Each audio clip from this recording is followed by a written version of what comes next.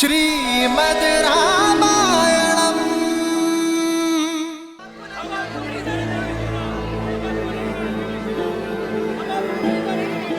जानता हूं महाराज, प्रजा भी कुमार राम को नहीं रोक पाए। राम, कुमार राम नहीं रुकेंगे।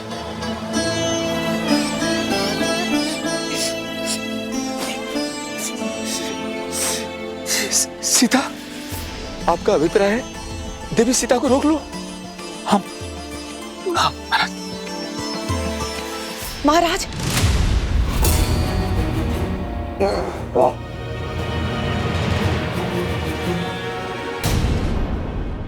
विश्वास कीजिए महाराज, सब शुभ होगा। भरत के युवराज घोषित होते ही प्रजा शांत हो जाएगी। मैं आपको केवल इतना सूचित करने आई थी कि मैं भरत को कैकैया से बुलवा रही हूं।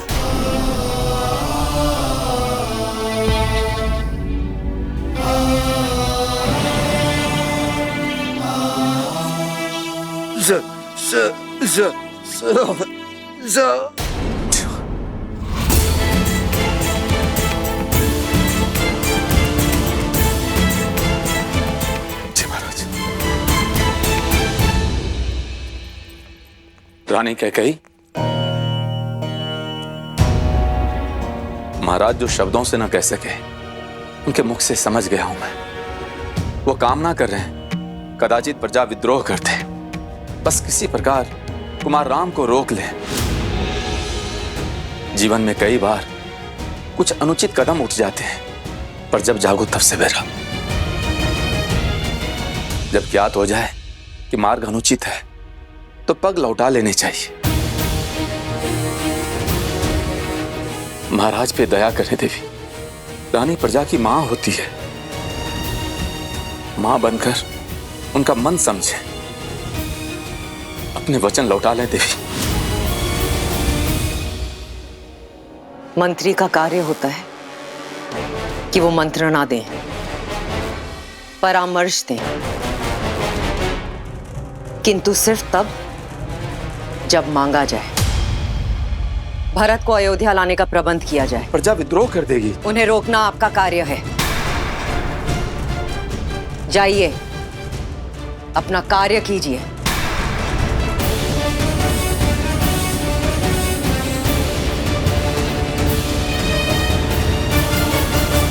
मत जाइए राम, मत जाइए प्रभु, विनती है मत जाइए। मत जाइए श्री राम, मत जाइए श्री राम, मत जाइए श्री राम, मत जाइए।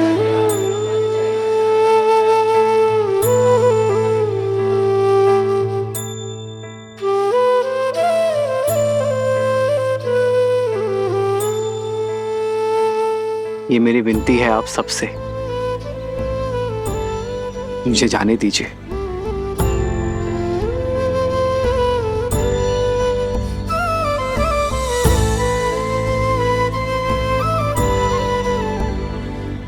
मत जाइए श्री राम, विनती करते हैं आपसे, हमें छोड़कर मत जाइए श्री राम। सिया राम जय जय राम, राम सिया राम जय जय राम।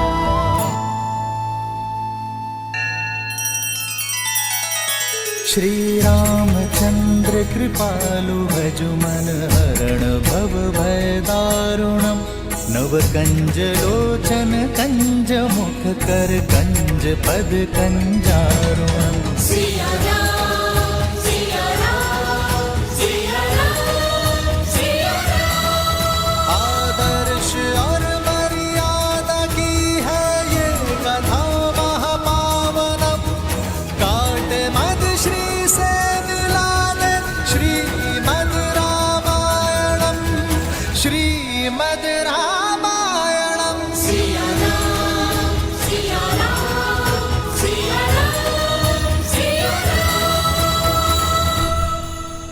मत जाइए श्री राम।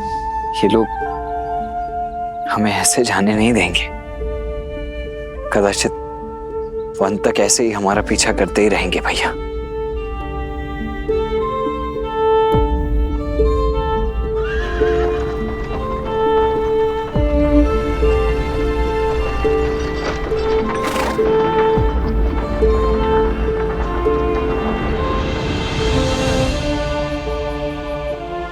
मुझे आशा थी कि इस धर्म यात्रा में आप अपना अंश देने अवश्य आएंगे अमात्य। मेरी प्रजा मुझे छोड़ेगी नहीं। मुझे ही उनसे दूर जाना होगा।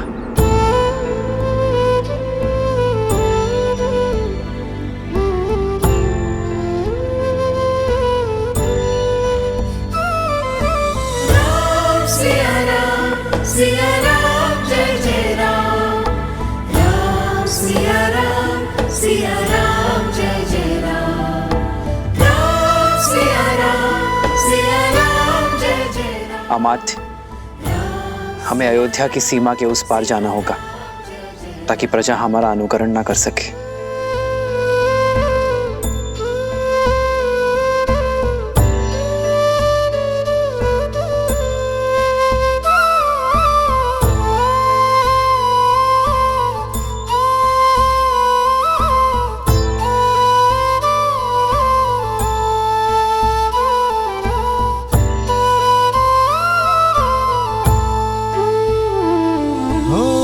दशरथ व्याकुल पुत्र को भारी, शत्रु बन बैठी महतारी। सुनी अयोध्या, सुनी अयोध्या कर चले रघुराई, सुनी अयोध्या कर चले रघुराई।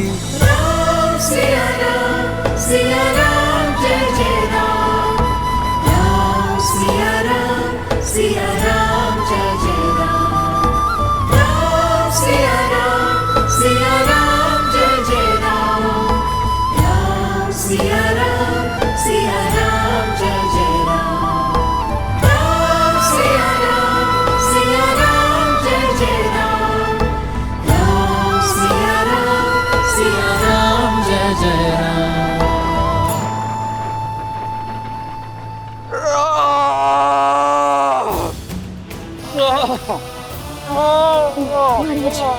महाराज,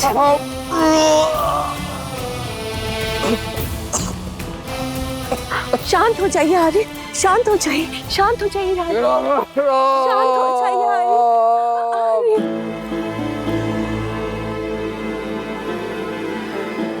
शांत हो जाइए महाराज। राम सुमंत के साथ रथ पर बैठ गया है। सुमंत साथ में गए हैं। आशा है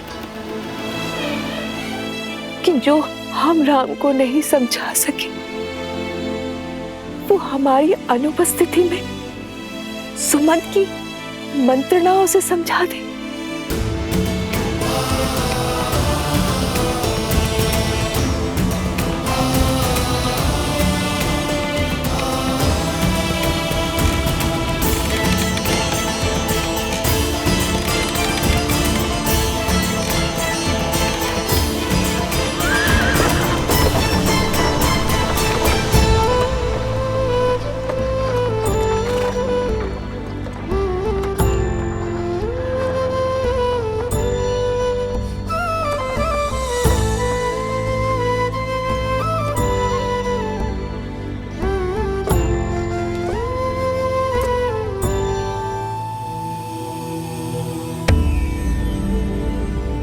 एक और श्री राम थे जिन्होंने अपने पिता के वचनों की लाज रखने के लिए, धर्म की रक्षा के लिए अपना सब कुछ त्याग दिया, परंतु फिर भी प्रजा के प्रति अपने निश्चल प्रेम और करुणा के कारण सदैव अयोध्या वासियों के हृदय पर राज किया। वहीं दूसरी ओर विश्रवा पुत्र लंकापति रावण, जो सब पर राज तो करना चाहता था, परंतु करुणा और प्रेम के स्थान पर सबके हृदय में आतंक और भय को स्थान देकर। तो क्या रावण के इस एक छत्र राज में कोई अवरोध नहीं था? अवरोध तो था देवी। रावण का बहनोई शूर्पणखा का पति विद्युत जिह्वा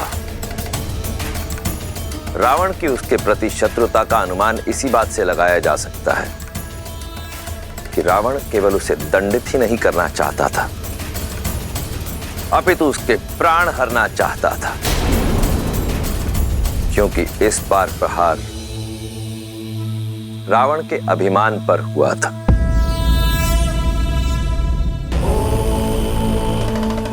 सहस्त्रों वर्षों में कमाया रावण का सम्मान चकनाचूर हो गया था और अब इसकी भरपाई केवल विद्युत जिह्वा के प्राण ही कर सकते थे। धराधरेन्द्र नंदनी विलास बंधु बंधुरस स्फुरत दिगंत संतति प्रमोदमान मानसे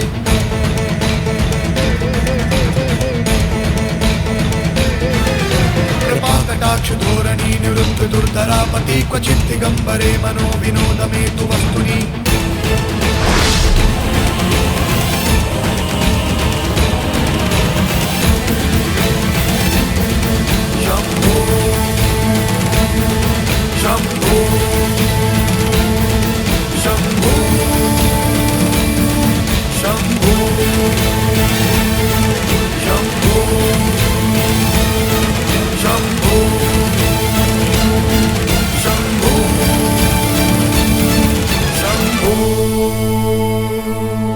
समाचार गंध की भांति होते हैं, बिना सुने बिना देखे अनुभव किए जाते हैं। बताओ मारीच, क्या शुभ समाचार लेकर आए हो? सूचना ये है, विद्युत जीवा ने पाताल लोक में शरण ले ली है। जब तक वो बाहर स्वयं आना ना चाहे तब तक पकड़ना असंभव है महाराज। पाताल लोक तो ब्रह्मा ने नाग, दैत्य, दानव और कालकेयों को दे दिया है। ये तो माया और मंत्रों से रक्षित है भैया। बिना मंत्रण वहां के मायावी द्वार किसी के लिए नहीं खुलते।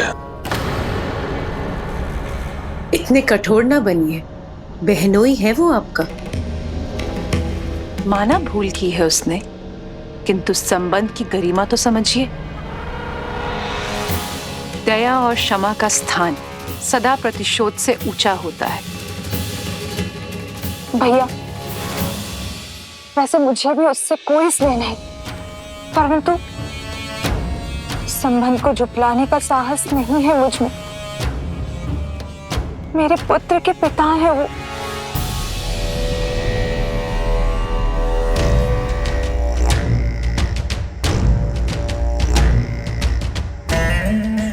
तो क्या तुम्हारे भाई का मान, उसका सम्मान उससे भी मूल्यवान है तुम्हारे पति का जीवन? नहीं भैया, कदापि नहीं। तो फिर ये निरर्थक भावना क्यों? तुम्हारा विवाह विद्युत जीवा से मैंने करवाया, कल किसी और से करवा दूंगा। तुम लंकापति की बहन हो शूर्पणखा। अपने क्षणिक मोह के लिए अपने भाई का नाम सदा के लिए धूमिल मत करो, समझी? जी भैया, मुझे क्षमा कर दीजिए। रक्तपात से कोई लाभ नहीं है। मेघनाथ की पत्नी हमारी वधू सुलोचना पाताल से ही है। हम सुलोचना के माध्यम से उसे आत्मसमर्पण का संदेश भेज देते हैं। मेघनाथ कहाँ है? मेघनाथ की क्या आवश्यकता है आपको? ये मेरे प्रश्न का उत्तर नहीं।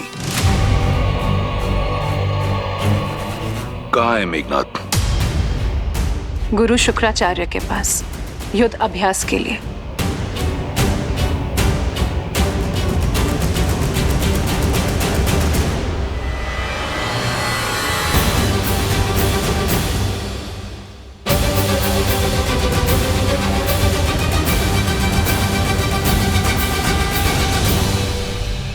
अति उत्तम, सच्चा शूरवीर है मेघनाथ।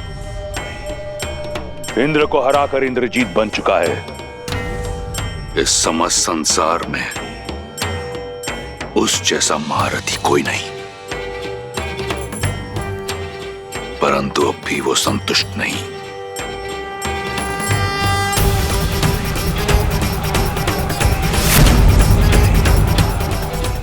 प्रयास कर रहा है आगे बढ़ने का।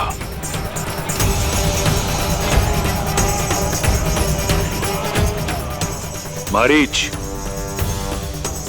मेरे पुत्र को बुलाकर लाओ। जी महाराज।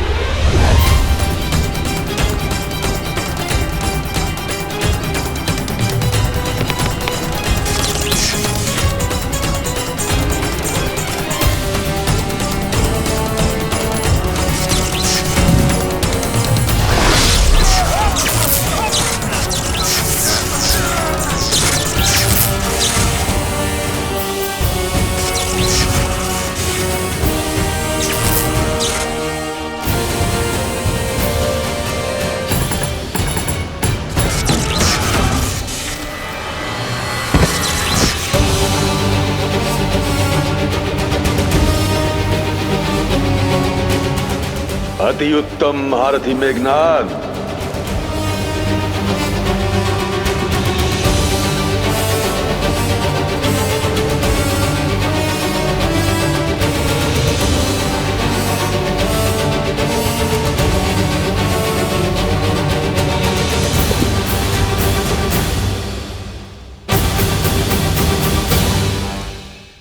कल्याण हो। ये सब आप ही की शिक्षा और आशीर्वाद का परिणाम है गुरु शुक्राचार्य। ये तो तुम्हारा बड़प्पन है मेघनाद, जबकि सत्य तो ये है कि योग्यता से अधिक कभी किसी को कुछ नहीं मिलता। और मुझे पूर्ण विश्वास है कि असुरों में सबसे महाबली राजा बलि के बाद यदि कोई है तो वो केवल और केवल तुम हो, जो इस धरा पर, इस संसार में असुर धर्म को स्थापित कर सकता है। असुर साम्राज्य के ध्वज को यदि हर दिशा में फहरा पाऊं तो ये मेरा सौभाग्य होगा गुरुवर।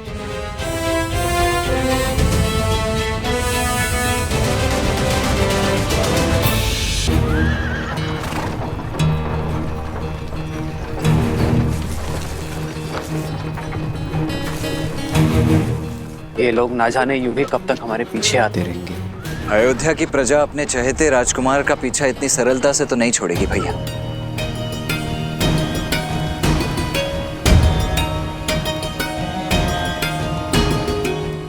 रुक जाइए श्री राम, रुक जाइए, मत जाइए।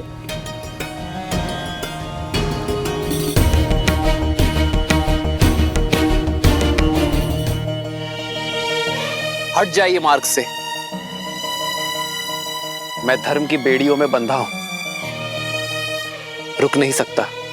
हम आपको आपका धर्म निभाने से नहीं रोक रहे श्री राम, किंतु हमें भी तो अपना धर्म निभाने दीजिए।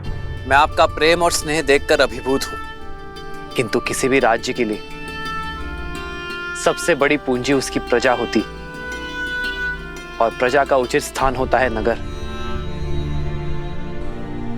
मेरे पिताश्री महाराज दशरथ और भावी राजा भरत को आपके सहयोग की आवश्यकता है,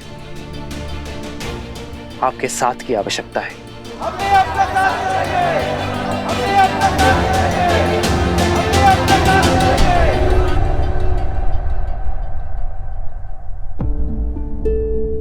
आपका प्रेम अनुपम है, किंतु धर्म के मार्ग पर प्रेम को छोड़ना पड़ता है। हमारी ये यात्रा कठिन मत बनाइए। मेरी विनती है आप सबसे कि श्री राम के मार्ग का अवरोध ना बने। हम आपके मार्ग का अवरोध करने नहीं आए देवी, हम आपके मार्ग का साथी बनने आए हैं। और प्रजा को पीड़ा पाते देखना क्या मेरे लिए धर्मसम्मत होगा? 14 वर्ष का वनवास है। पर हमारे राम महलों के सुखों को त्याग कर वन में दुख उठाने जा रहे हैं। यह विचार भी हमें लज्जा और ग्लानि से भर रहा है। हम अपने राम के बिना नहीं रह सकते। जहां हमारे राम होंगे वही हमारी अयोध्या है। हम भी अपने राम के साथ वन में ही जाएंगे।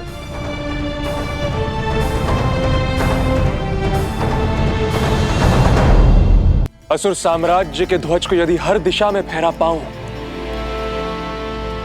तो ये मेरा सौभाग्य होगा गुरुवर। ये सौभाग्य तुम्हें अवश्य प्राप्त होगा। जानते हो क्यों? क्योंकि तुम्हारी साधना बहुत कठिन है। अहंकार को त्याग कर धर्म के मार्ग पर चलते रहना ये सबसे कठिन कार्य होता है। इस असंभव कार्य को तुम संभव कर चुके हो। ये मेरी ही परीक्षा थी जिसमें तुम सफल हुए।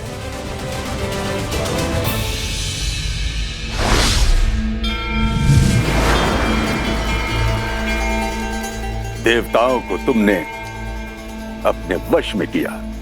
इतना शक्तिशाली होने के पश्चात भी अभिमान तुम में किंचित मात्र भी नहीं है। तुम धर्म के मार्ग पर डटे रहे। तुम चाहते तो अपने शत्रुओं को, इन देवों को समाप्त कर सकते थे, किंतु तुमने ऐसा नहीं किया। तुमने केवल उन्हें मूर्छित करना उचित समझा। मुझे तुम पर गर्व है मेघनाद, और तुम्हें बधाई हो। आज तुमने एक और अतिशक्तिशाली अस्त्र नागपाश प्राप्त किया है।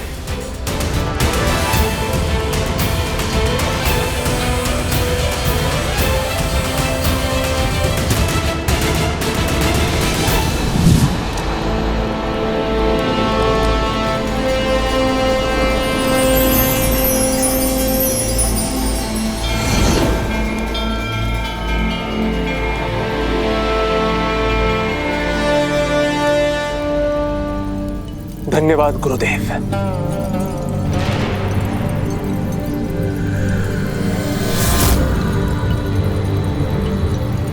असुराचार्य की जय हो। लंकेशपति ने कुमार मेघनाद को स्मरण किया है शीघ्र।